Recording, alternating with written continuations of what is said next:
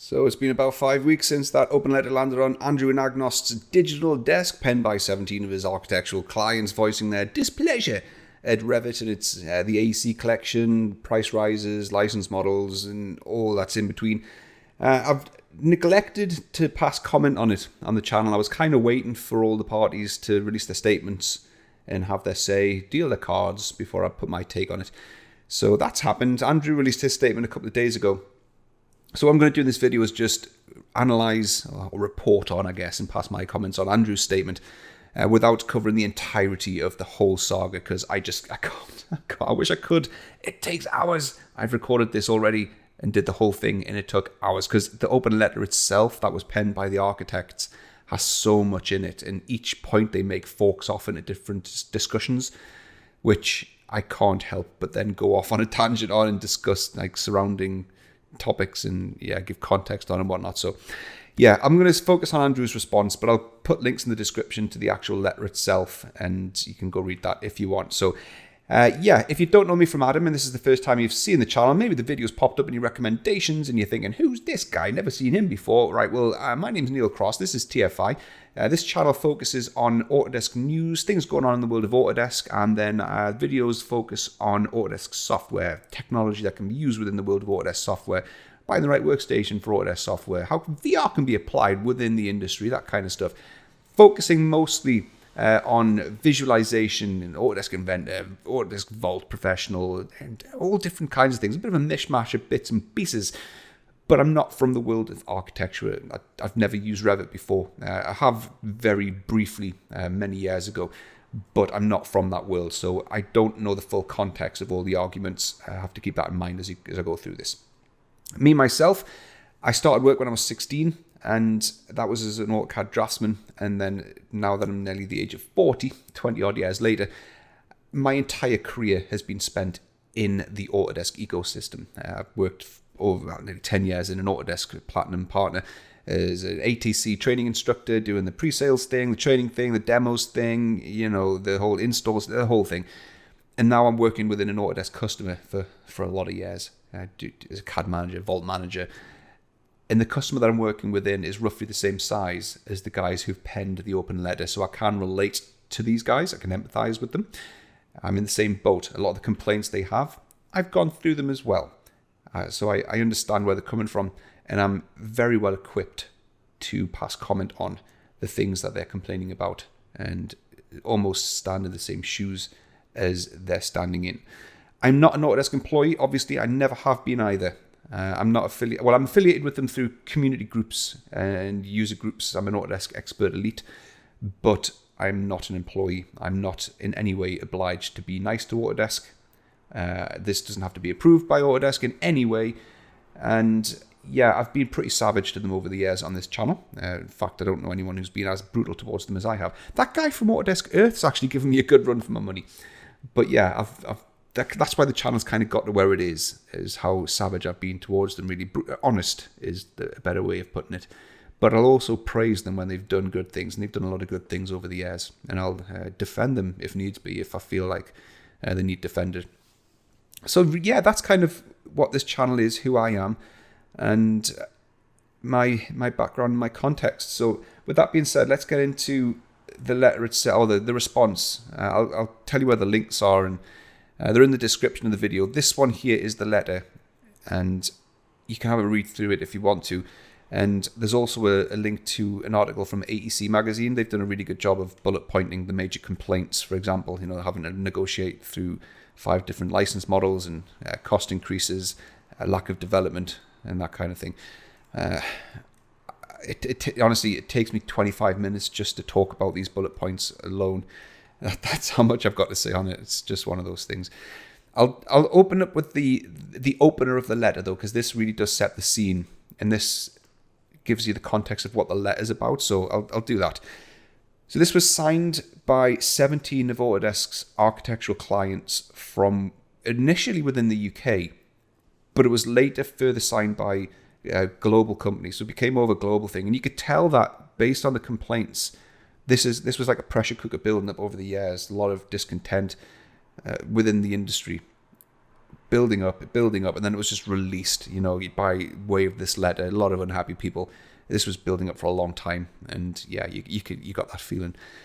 There was also a few silent backers to this letter, possibly bigger clients who felt fearful of putting their names against the letter, unreasonably so, in my opinion.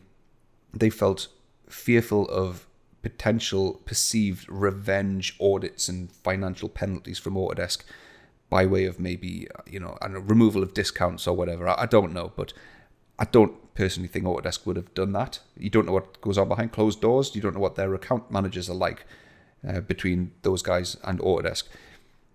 But either way, it was 17 original UK-based signatures. The way AEC magazine described them is a substantial number of leading AEC firms wrote an open letter to Andrew and Agnost, highlighting a range of concerns of years of price increases with a lack of development to Revit. The Royal Institute of British Architects cite the cost of ownership of design-based software as part of the overall growth in costs that the design industry is facing. Even before the human malware pandemic, costs were under significant scrutiny, and the value added by software vendors is now being questioned as never before. In other words, loosely translated, Autodesk software is very expensive. Architectural clients are sick of paying a fortune for it, and they're now looking at how useful it is. And now that the plague has hit and costs are even more tight, especially for the smaller clients, they're now scrutinizing it even further. And they've just turned all guns towards Autodesk in this case, due to, I guess, years of maybe, I don't want to say mismanagement of Revit, but just lack of development and maybe poor choice of R&D and where it's been developed. And then they go into this graph here, which is a very interesting graph, which needs more context. So this is with regards to the 17 original signatures. Their revenue was higher by 13% in 2019. So between 2018 and 2019, these 17 guys billed 13% more revenue, which is great. That's awesome news. Everybody wants to see that. Pre-plague. But what they're saying is all of this 13% increased revenue for these 17 companies combined was wiped out between 2018 and 2019, and their profits remain flat. All of this increase has gone on higher expenditure. The fact that this is the graph, the one and only graph, in a letter to Andrew, it's not even an implication. It's a direct statement. Your software is wiping out all of our increase in profits. Anyway, it's in this context that a number of practices who represent a revenue stream for Autodesk of over 22 million over 5 years. So this, again, just before I move on to Andrew's response, it's important to note that this letter isn't from, even though AEC magazines state that it's leading AEC firms. I'm sure they are leading, as in they're at the top of their game within the world of architecture. They've probably done some of the greatest buildings and projects that the world's ever seen. I'm sure they are. I'm sure they're well respected. But in terms of size to Autodesk as a client, they're very small. They're not big accounts by any stretch of the imagination. So 22 million spend over 5 years sounds massive. It really does. Alongside your leading AEC firms, makes them sound like a collection of Goliaths has formed this huge group, stood up and waged war against Autodesk. Almost like the Epic Games versus Apple kind of uprising, revolt. It's really not like that. So 22 million, just to put it into context, 22 million over 5 years is 4.4 million per year, so these 17 companies in total spend 4.4 million combined on Autodesk per year. Autodesk total revenue in 2019 was $2.57 billion. So this 4.4 million from these 17 companies accounts for 0.171% of Autodesk's total revenue in 2019. So it's a absolutely tiny, it's a tiny percentage of Autodesk's revenue.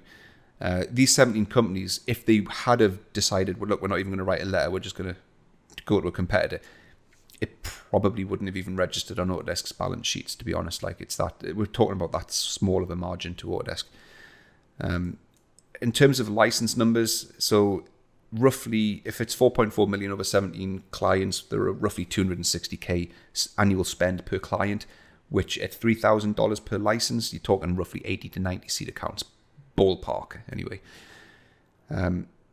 there'll be bigger ones in there and smaller ones in there, but it averages out across the 17 to 80 to 90 seats per account.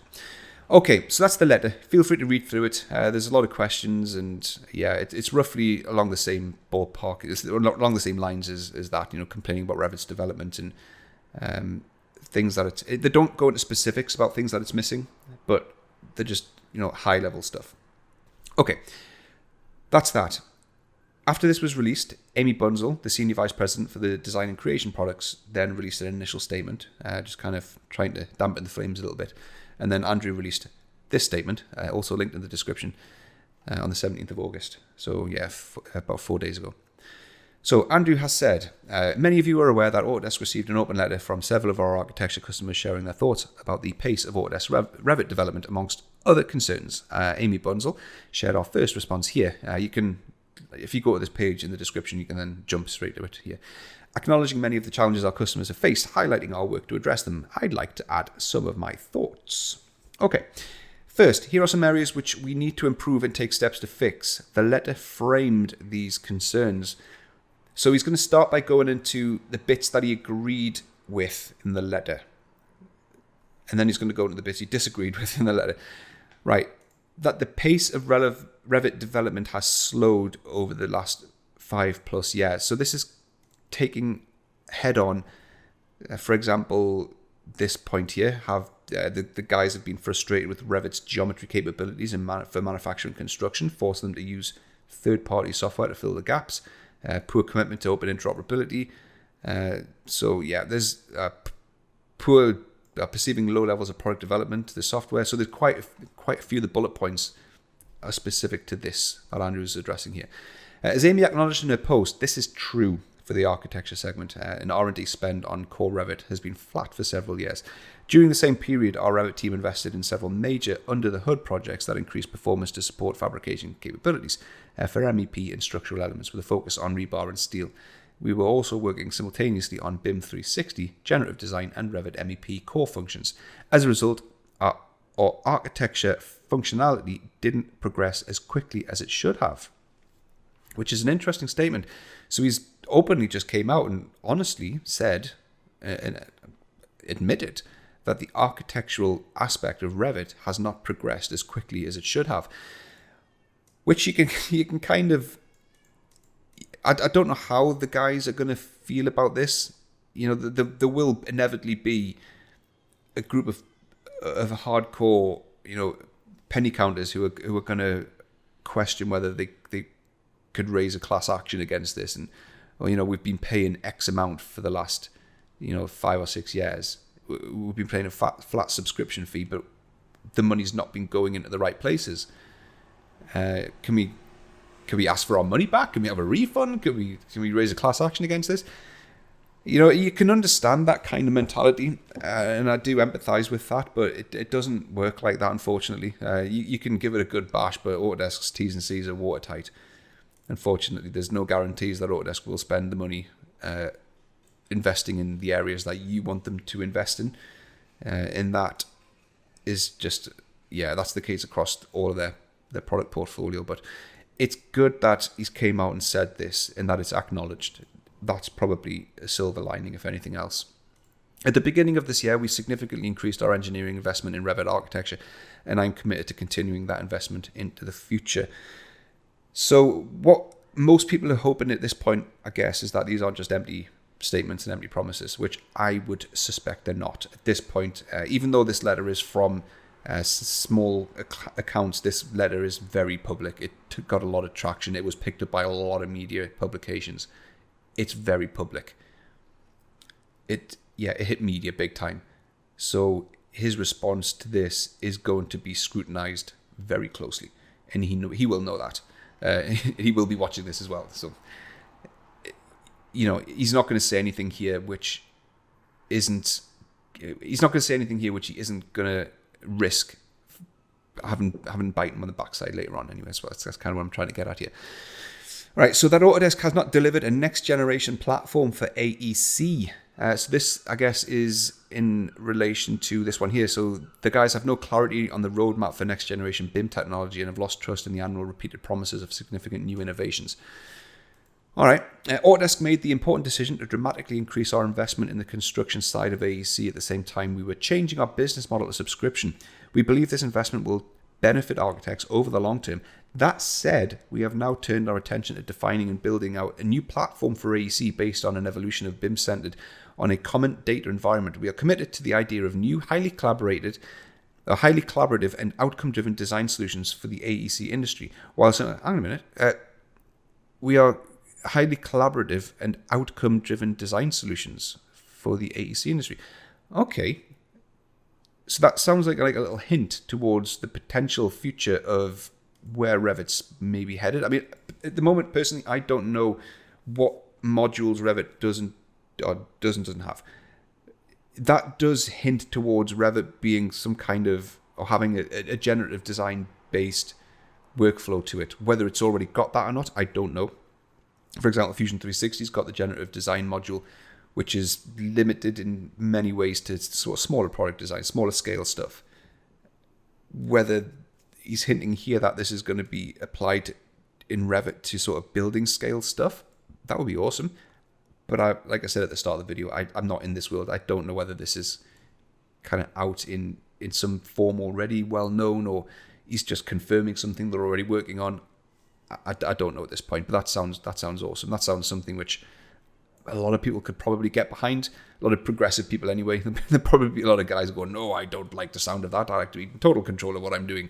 I want to draw squares and put bricks together and whatever. Put panels on top of panels. But whilst some of our largest customers have seen these plans, we acknowledge that not every customer has. Right. Okay, well, that answers that one. We will be sharing these plans initially under NDA and more broadly over time. I do kind of wish that Autodesk wouldn't be so secretive with what's coming. It's something I've raised in the past with various people who in the beta programs. It's I get it. They do want to keep their cards to the chest and make sure the competition doesn't know what they're doing and that kind of stuff. But it is a lot of other companies are now very open about what's coming. There's a button in most programs now to just enable beta stuff. It just comes and there it is. So yeah, it's good for publicity. It's good for spreading the word on cool stuff that's coming. A lot of the times you get a new application with all this new stuff in, and most people had no idea it was even there. And half the job and half the battle is spreading the word that these new features are there. When if you were open about it during the beta phase, you've got an extra huge amount of time to spread the word and market these new features that are coming. But yeah, instead you're actually doing it after the fact. But what do I know? That customers have struggled through multiple business model changes. Autodesk has been on a multi-year journey to become a fully software as a service company. A move we chose because we felt it was the best way to deliver new technology to our customers. Together, we have created new products, reinvented old ones, and changed our business model to underpin these new capabilities. The resulting changes have been challenging for our customers, and the reasons and benefits to customers of these changes have not always been as clear as they needed to be. We will improve that communication in the future. So he's not really addressing their concerns directly here. This is a very wishy-washy, vetted, generic response. I mean, me personally, I've got no issue at all with Autodesk's business model changes. We've gone through them all ourselves. We've gone through suites to collections to, maintenance to subscription, and then now from multi-users to single users. And it's a nuisance, it's annoying, but it's not that upsetting, and it hasn't caused dramatic price rises. Someone cited a 70% price increase before in the open letter. I've not seen that. I couldn't relate to that at all. I don't know where that came from. But a lot of these business model changes tend to kind of fall in line with your platform migrations.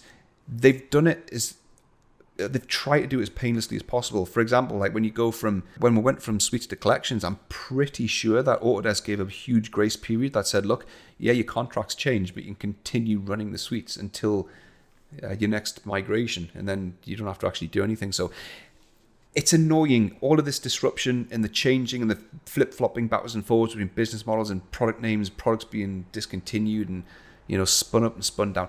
It's annoying. But it's not that upsetting from my point of view. I can't really empathize too much with these guys who are complaining about that at this level. Sure, complain about it, but on a forum, not really at this kind of a level in an open letter. Anyway, that said, tiered subscriptions, named users, flexible usage-based options, and software as a service access are all part of a vision that will allow customers to subscribe to an Autodesk platform and use whatever capability is appropriate for what they need to get done while only paying for what they use. Yeah, look, so a lot of people are obviously upset at the move to subscription. And I hear all the complaints. I understand their point of view. I'm not on that side. I do understand why they feel that way. I just think they are, I don't want to say stuck in the past, but you know, there are a lot of benefits to going to a subscription service. You don't get those with a perpetual license. And you never really owned your perpetual license. That was a lot of the arguments for keeping them was that I wanted to own my license. I like to have my license to own. You never owned that perpetual license. That's why you could never sell an Autodesk license. That said, tiered subscriptions, named users, flexible usage-based options, and software as a service access are all part of the vision that will allow customers to subscribe to an Autodesk platform and use whatever capability is appropriate for what they need to get done whilst only paying for what they use. Look, I'm not going to get in. I can't get into the whole software as a service subscription versus perpetual argument in this video. I'm completely on board with moving towards this and going fully as software as a service and getting rid of serial numbers. I despise serial numbers with every fibre of my being, and I'm on board with, you know, named users signing into an account and just having your licenses there and not having activation codes and request codes. That's just a relic from the past. I'm happy. Yes, we'll lose a lot of flexibility going away from it. It's still just a relic from the past. But yeah, it's a massive debate, which is not for this video. This business strategy is core to the future of Autodesk and our relationship with customers. But I understand that some customers may not agree with this vision or wish to come along on this journey. So he's saying there, look, if you don't agree with what we're doing here, look, we're happy. You know, if you want to make an omelette, you got to break some eggs. It's quite a bold statement to come from a CEO, especially to. And even though this is from 17 quite relatively small clients, he is sort of addressing the wider industry by proxy through this letter. You could argue that. So to say, look, we've got a vision, we're going there. If you don't want to come along with us, it's probably not fair or accurate to say he's happy to let a customer go, but if that's what's going to happen to get to where he wants to be, then that's kind of, you know, omelette and eggs, which is a big statement. It is a big statement. So for those who do, we have a responsibility to give you the administration tools that make managing and paying for your software easier. Yeah, there is much to do here. This has been a huge issue with Autodesk software over the last, pretty much forever, really. You know, when multi-user licenses. Where the hell has been the network monitoring of software licenses? Why haven't I not been able to monitor trends over network licenses? Why have I always had to buy SAM Lite, or not even SAM Lite, or whatever it was, SAM something or other, software asset management, or go to a third party to find out who's using what and when?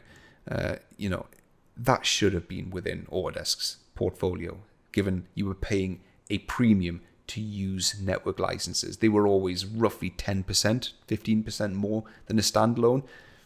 That premium should have gone towards some kind of asset management software for managing your network licenses. It was just never there. And it was always a bugbear of mine. We also have an obligation to provide some level of pricing stability in time of change, which is why we launch programs like maintenance to subscription.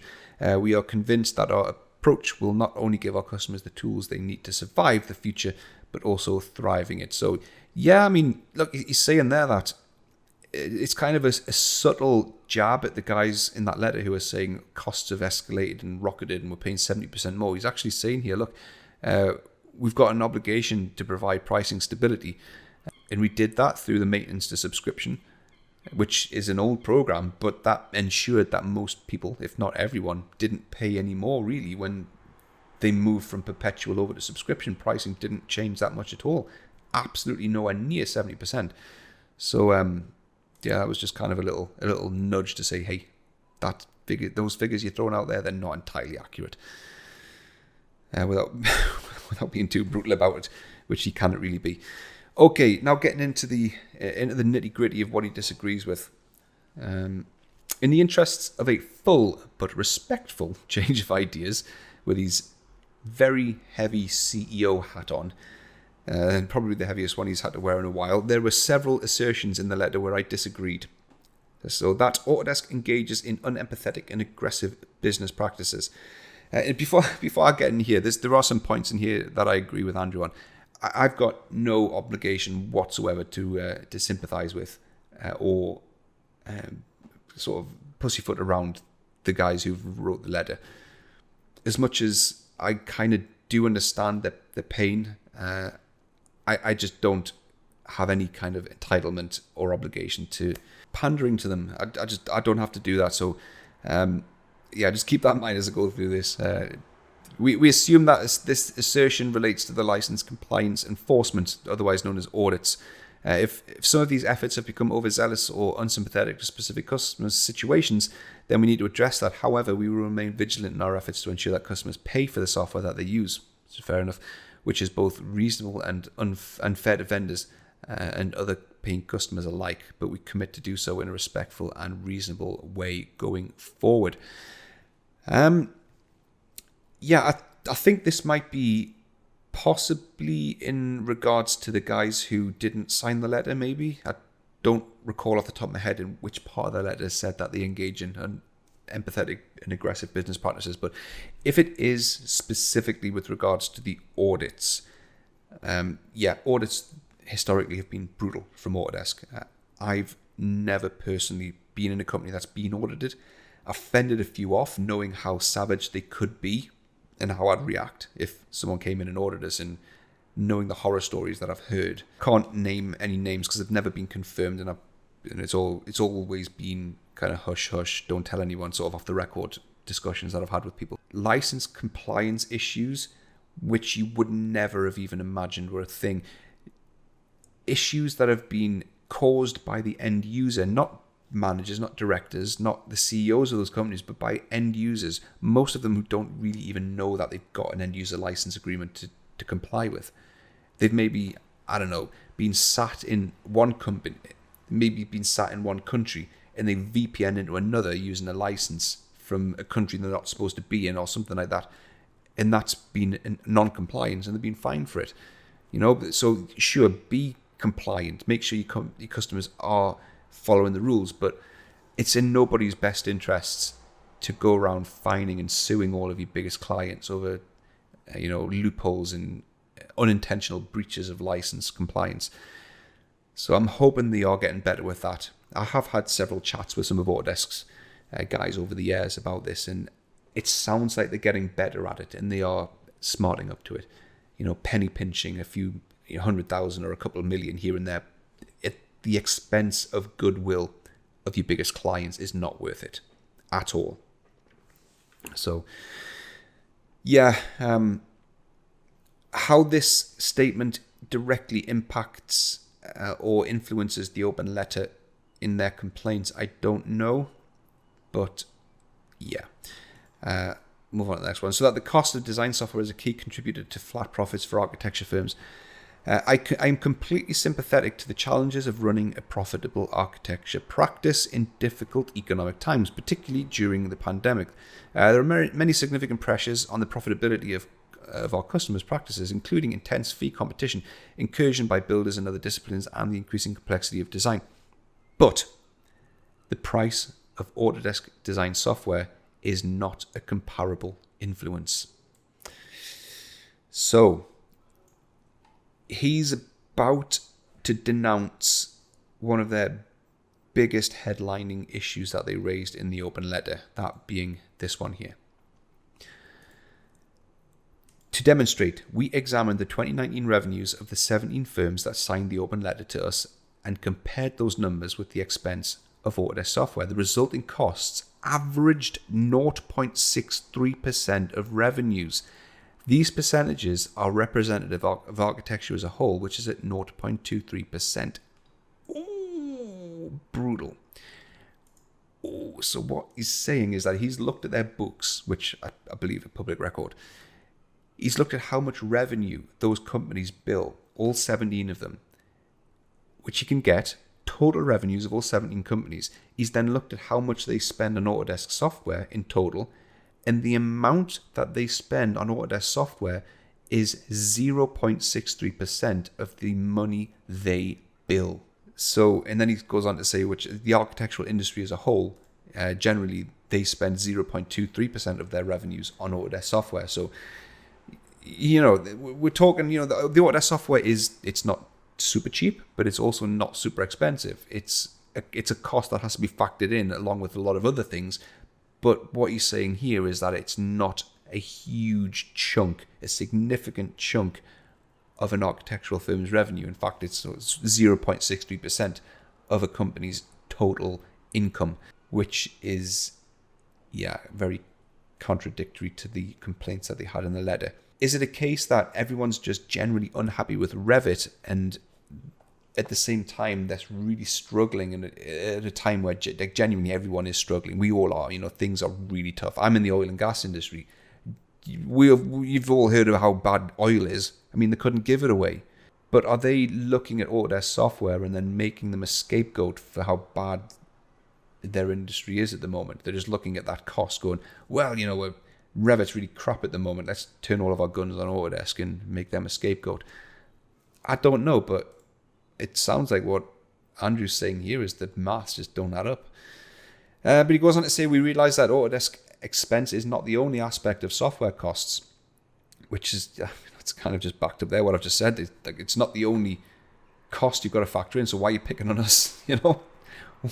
Why is it? Okay, Revit could be better, granted, complaints are valid, but why picking on us to this level?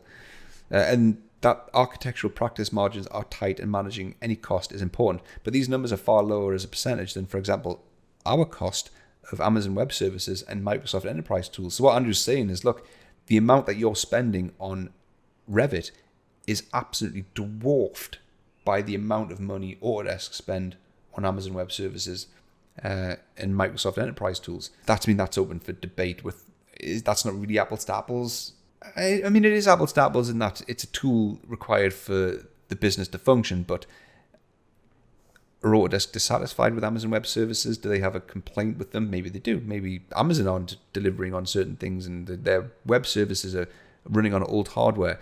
But, that's what he's saying there, is like your revenue spend on us is really low compared to what we spend on third-party stuff.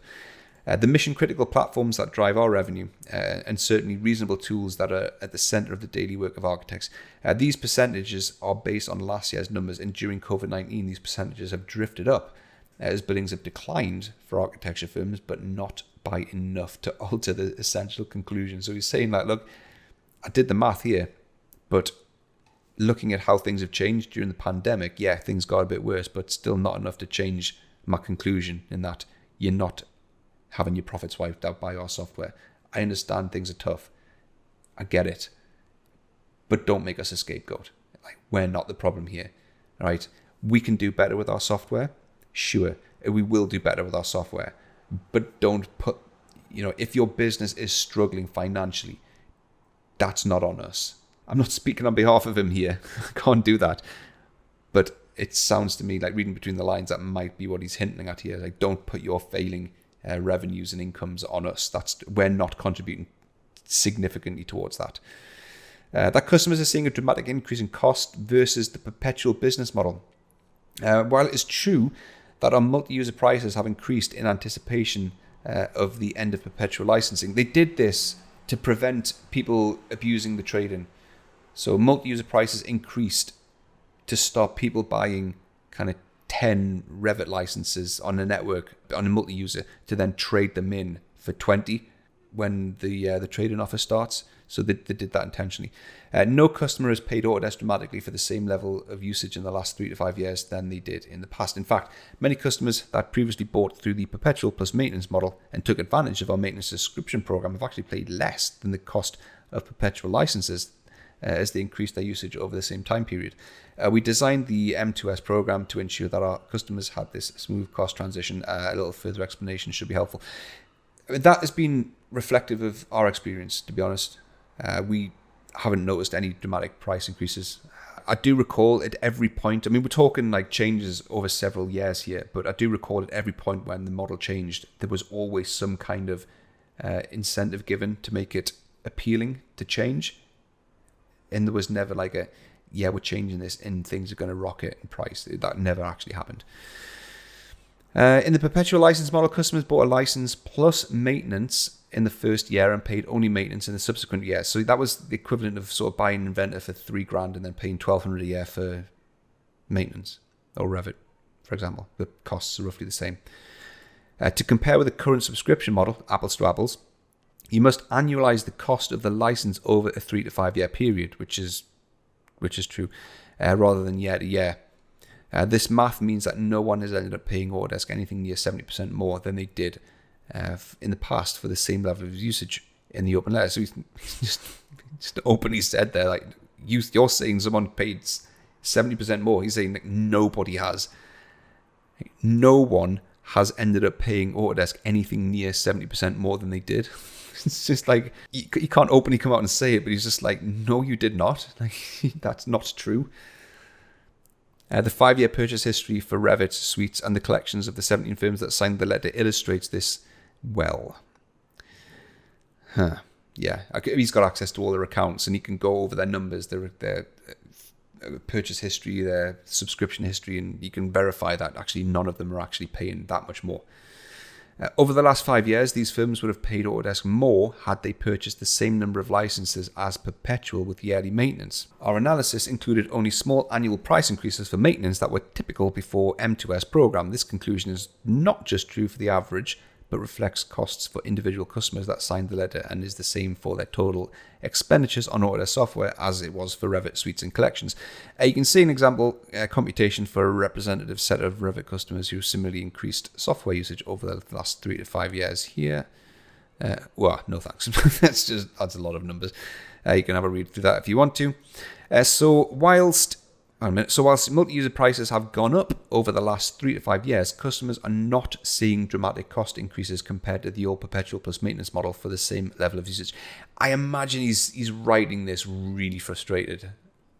I can imagine that, because a lot of work will have gone into making. Whenever they've gone through these business model changes, a lot of work's gone into making sure that the messages and the marketing material is clear, and they kind of hope that their partner channel portrays this message as well. So to have to repeat this is probably quite frustrating. But at the same time, if the fact that he's having to do this suggests there's been a failure along the line somewhere and the message just hasn't got through, or he's frustrated because these guys just aren't paying more and they're saying they are, and he's kind of having to grit his teeth and say, look, just stop saying you are, because you're not. In fact, any customer that continues to add subscriptions over the next few years will likely see significant change in their 10-year cost of ownership over the Perpetual plus maintenance model. That's why small customers in growth mode see the benefit in the new model. And one reason we have added so many of them over the last 3 years. The 10-year cost of ownership goes up for firms with a steady number of subscriptions, however, and for that reason, we know we have an obligation to deliver increased value over the long term. So I guess this is one of the areas where he's kind of like, yeah, look, things are gonna go up, and we need to make sure that it's worth it, and we've got work to do there. And it not just Revit, all this came out of the Revit letter. This applies to everyone. Amy's sentiments are shared by all of us here. We appreciate our customers raising concerns and letting us know where they believe we have fallen short, whether it's issues of performance, capacity, capabilities, or value. Customers deserve a fair return on their investment in Autodesk software. Yeah. Which is a good thing. I mean, it is good that the customers are willing to be this passionate, and whether that's because they can't easily switch to another competitor and they have to go down this route, either way, it's good that they're able to raise these concerns in this way and have them addressed directly by Autodesk at this level. And yes, they obviously do deserve a fair return. If you're having to pay $3,000 per license per year, you do expect regular, decent development. That goes without saying. And the moment you see stagnation is the moment where you've got every right to get onto that. And that applies to every product, The world's changing at the moment, with Blender, the open source projects spinning up. There's a lot of competition in every market, and it's a matter of time before every segment is going to have a competitor, possibly in an open source capacity, which is going to threaten every area of Autodesk's portfolio. So they need to make sure that they've got things nailed down and too appealing, too good to want to go away from, and not just too impossible to go away from, too proprietary to go away from. We will hold ourselves accountable to these concerns and to listening to and responding to these needs. In the coming weeks, expect to hear more about concrete actions we're taking as well as this feedback. We are generally excited for where we are headed with Revit, with our customers, and for the AEC industry overall. We have already increased our investment in R&D for AEC, including Revit. We anticipate in the next 5 years we will continue to do so. In fact, Autodesk spends more on R&D now than it has in its entire history. This is only possible because of the resources created by our transition to a subscription business, which helps us and our AEC customers. I'm confident that we will delight all our AEC customers in the years ahead, and I'm committed to doing just that. Aye, there you go. That was Andrew's response to the open letter. Mixed response, you could say.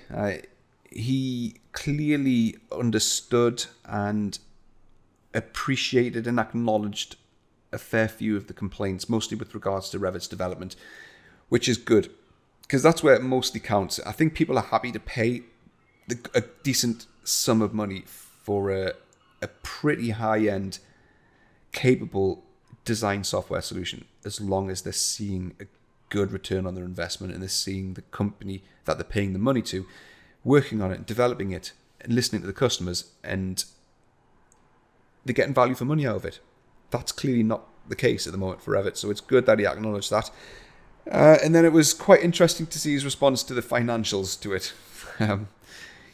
Look, when you're in a small business, when costs rise, when work dries up, things hit you hard. They really do. We're not all in that boat, because there'll be some guys watching this who are in massive giant companies, but I'm in that boat. The company I'm in has gone through the oil and gas crisis. Things do get tough, but you've got to pick your battles, and it's just I found this letter, and I can say this because I've got no obligation, as I said before, to mollycoddle these guys and sympathize with them for the sake of sympathizing with them. To make Autodesk the scapegoat for their problems it was a little unfair. The financials didn't seem to add up. I don't know. I don't know any more to it than that. It's probably not in my best interest to really go any further into it. But anyway, I'll leave it there. That'll do. I've covered pretty much it all. That's it. Hopefully we can all move on from this, and everything will get better. Revit will improve, and everyone will be happy. That's the ideal situation moving on from this. And I've no doubt the spotlight will stay on this. There's plenty of people who will do that. And yeah. And maybe the other teams within Autodesk will look at this and go, yeah, that could happen to us, so we'd best keep our foot on the gas. Maybe that'll happen too. Right, that'll do. Thanks very much. And I'll see you in the next one.